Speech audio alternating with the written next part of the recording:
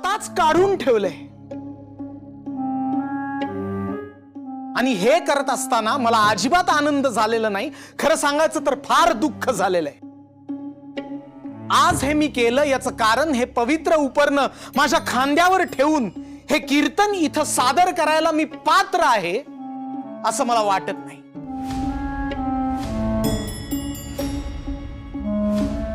कारण माझे आजोबा, माझे वडील कीर्तन सेवेच्या माध्यमातून जो उपदेश वर्षानुवर्ष तुम्हा सगळ्यांसमोर करत आले, तोच उपदेश परत तुम्हाला सगळ्यांना करण्यासाठी मला इथं आज उभं राहावं लागलेलं आहे.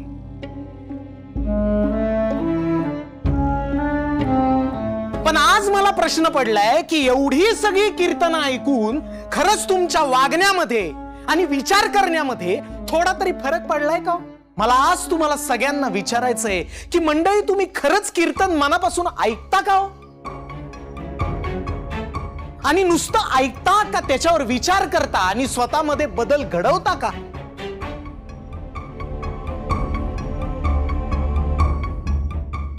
का ज्या पद्धतीने आपण टीव्ही पाहतो, मोबाईल पाहतो, त्याच पद्धतीने तुम्ही सगळेजण कीर्तन ऐकता? वर्षानुवर्ष आपण विठुरायाच्या देवळात बसून कीर्तन ऐकली, आपल्या वागणुकीत खरंच काही बदल झाला का? आपल्या विचार करण्यामध्ये काही सुधारणा झाली का? दुर्दैवाने आज बघितलं तर तसं वाटत नाहीये. 700 वर्ष झाली ज्ञानोबांनी पसायदान लिहून. पसायदान आपलं तोंडपाठ आहे, पण भूता परस्परे जडो मैत्र जीवांचे, हे मैत्र आपल्यामध्ये जडलंय का? आपल्यामधली द्वेष भावना, असूया, मत्सर निघून गेलंय का? कुणाही जीवाचा न घडो मत्सर, वर्म सर्वेश्वर पूजनाचे, हे वर्म तुकोबाराय आपल्याला सांगून गेलेत, अभंगही आपल्याला माहितीये. पण तरीही आपला एकमेकांच्या विषयीचा मत्सर काही मनातून दूर होत नाही.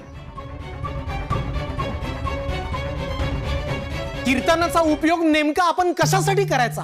का फक्त वाती वळण्यासाठी आणि भाजी निवडण्यासाठी आपण इथं कीर्तनाला येऊन बसतो?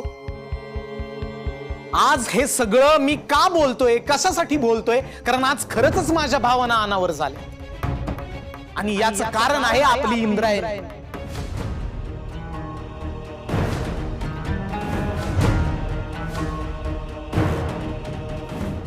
या इंद्रायणीला आपण सगळ्यांनी हे एवढं एवढं छोटं असताना पाहिलंय.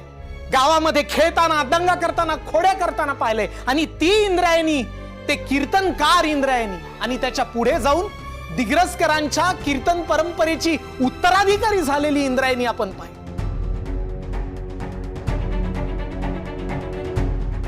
या तिच्या प्रवासाचे आपण सगळेजण साक्षीदार आहोत ना. मग मधूनच हे तिचं चारित्र्य कुठून आलं? मध्ये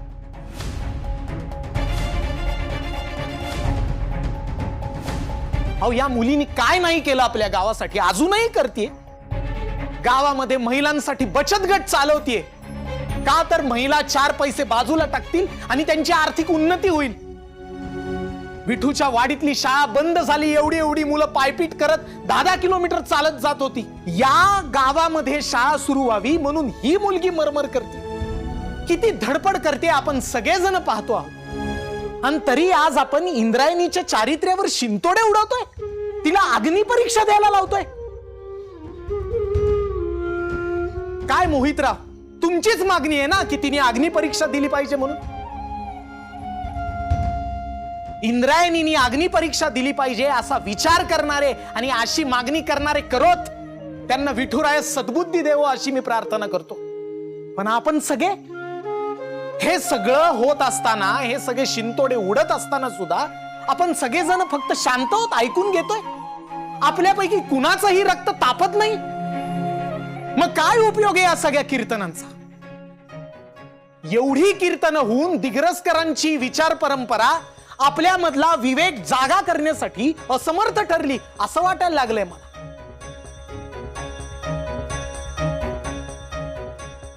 आणि पुढचा मुद्दा आला तिच्या चारित्र्याच्या शुद्धतेचा.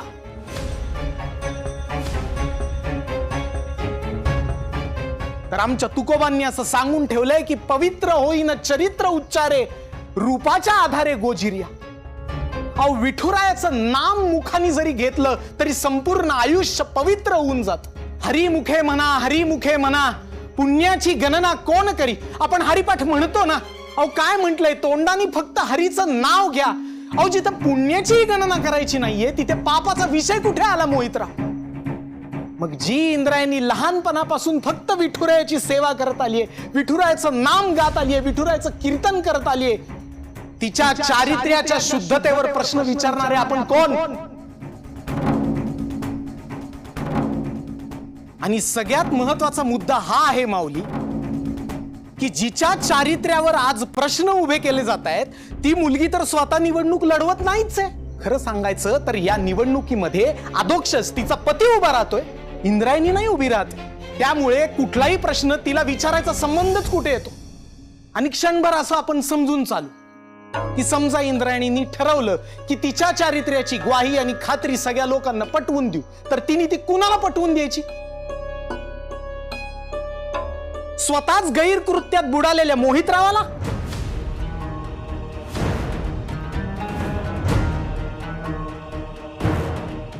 का तिच्या चारित्र्याची रांगोळी घराघरांच्या भिंतीवर रेखाटणाऱ्या हीन प्रवृत्तीच्या माणसांना. आणि तिने हे का करायचं. अधोक्षच तिचा नवरा आहे आणि तिच्या पवित्रतेविषयी आणि निर्मळतेविषयी त्याच्या मनामध्ये कुठलीही शंका नाही. नवऱ्याचा विश्वास तिच्यावर आहे, त्यामुळे तिला प्रश्न विचारणारे आपण कोण.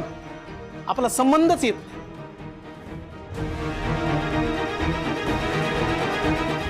आपली इंद्रायणी सगळं निर्मळ करून टाकते, पण तरीही ज्या माणसांच्या मनामध्ये तिच्याविषयी शंका आहे त्यांनी स्वतःच्या मनातला मळ धुवून काढण्याची गरज आहे. आणि खर तर मुद्दा असा आहे की इंद्रायणी निवडणुकीला उभी नाहीये, तिचा नवरा निवडणुकीला उभा आहे. आणि ज्या एका घटनेवरून आपण इंद्रायणीच्या चारित्र्यावर कुठलाही विचार न करता शिंतोडे उडवतोय आणि तिच्या चारित्र्याचे वाबाडे काढतोय, त्या घटनेमध्ये आणखीन एका व्यक्तीचाही सहभाग आहे. त्या व्यक्तीचं नाव गोपाळ दिग्रसकर. आणि गोपाळ स्वतः या निवडणुकीत उभा आहे. पण असं असून सुद्धा गोपाळच्या चारित्र्य संदर्भामध्ये आपण कुठलेच प्रश्न उपस्थित करत नाही आहोत. अधोक्षज सोबत गोपाळ निवडणुकीचा उमेदवार आहे ना,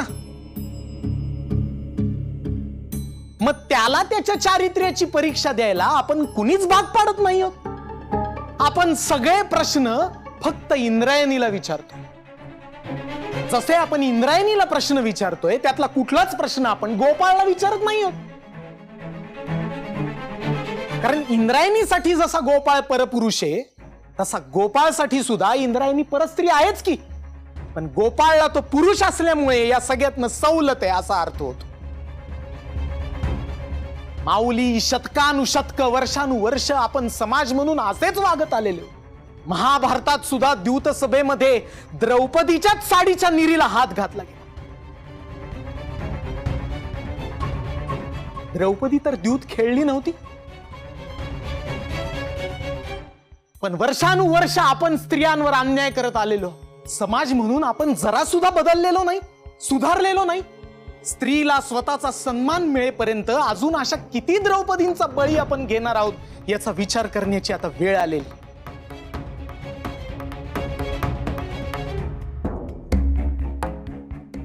माऊली, इंद्रायणी ही माझी मुलगी आहे, माझी सून आहे, माझी शिष्य आहे. आणि सगळ्यात महत्वाचं म्हणजे दिग्रसकरांच्या कीर्तन परंपरेची ती वारसदार आहे.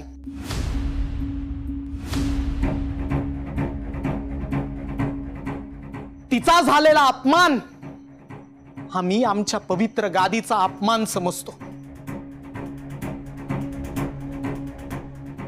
माऊली, आजपर्यंत मी अनेक कीर्तन केली, प्रबोधनाची केली, उपदेशाची केली, भक्तीची केली, पण आजचं कीर्तन हे निषेधाचं कीर्तन आहे. इंद्रायणीचा झालेला कुठल्याही पद्धतीचा अपमान मी कदापि सहन करणार नाही हे ठणकावून सांगण्यासाठी मी कीर्तनाला उभा.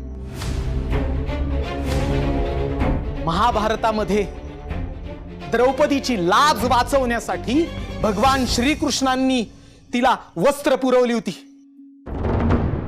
तीच भगवंतांची शक्ती माझ्या इंद्रायणीच्या पाठीमागे भक्कमपणे उभी आहे, यात मला शंकाच नाहीये. पण आज तुम्हाला सगळ्यांना मला इशारा द्यायचा आहे की स्त्रीच्या चारित्र्यावर शिंतोडे उडवणाऱ्या या प्रवृत्तीच्या विरोधात जर आपण वेळेत उभे राहिलो नाही आणि आपल्या विचार करण्याच्या पद्धतीत जर बदल केला नाही, तर आज ज्या जागी माझी इंद्रायणी उभी आहे त्या जागेवर आपल्यापैकी कुणाचीही बहीण, बायको, मुलगी उभी असू शकते. आणि ही परिस्थिती टाळण्यासाठी आपण आपल्या विचार करण्याच्या पद्धतीत बदल केला पाहिजे.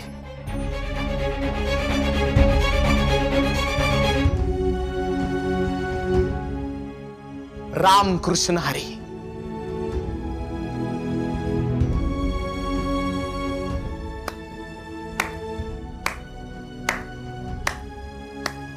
वाह व्यंकट महाराज, वाह क्या बात है. हा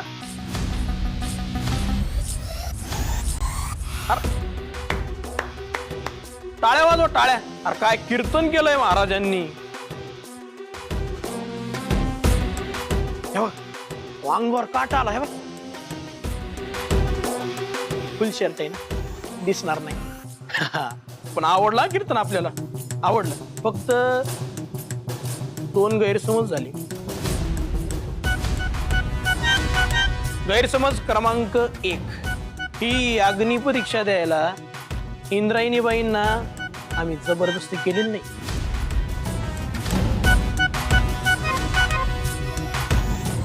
गैरसमज क्रमांक 2, ही जी काही अग्निपरीक्षा आहे ही इंद्रायणीबाई स्वतःच्या मर्जीनं देत आहे.